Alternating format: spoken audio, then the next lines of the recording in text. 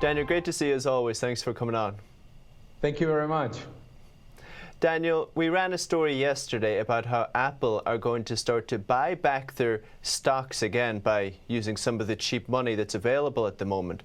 It got me thinking, how exactly have the Fed's actions during the pandemic maybe helped these bigger companies? Interestingly enough, quantitative easing tends to benefit the larger companies.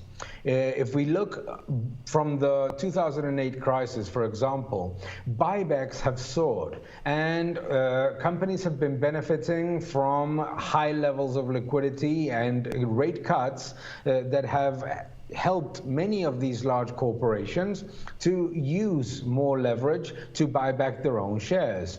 So it's sometimes a perverse incentive created by monetary stimulus that central banks are actually encouraging the larger companies to take more risk.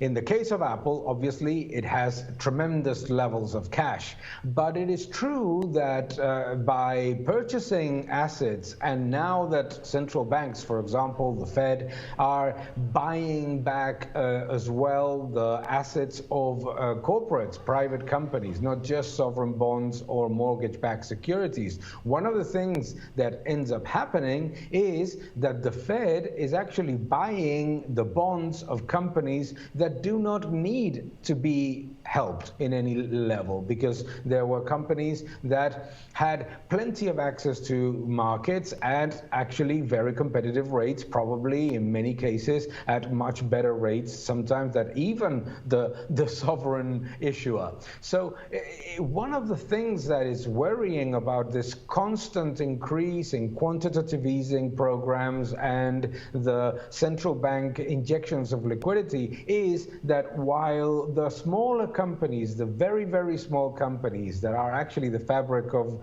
employment and growth for many economies, are unable to access liquidity because they didn't have to access to credit, or they didn't have any important assets before. Those are suffering in a crisis. What ends up in a strange way benefiting the largest multinationals that receive support from the central bank, both from purchasing their bonds and from having ample access to liquidity and very low rates.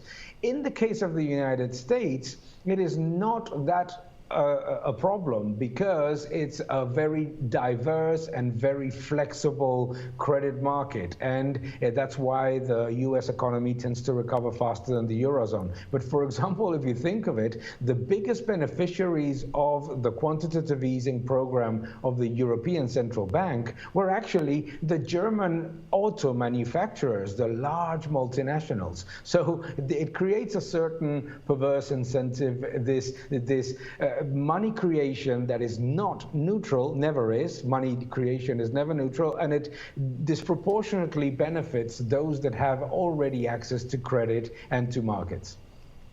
Daniel, I appreciate the insights as always. Enjoy the weekend. Thank you very much. Same to you.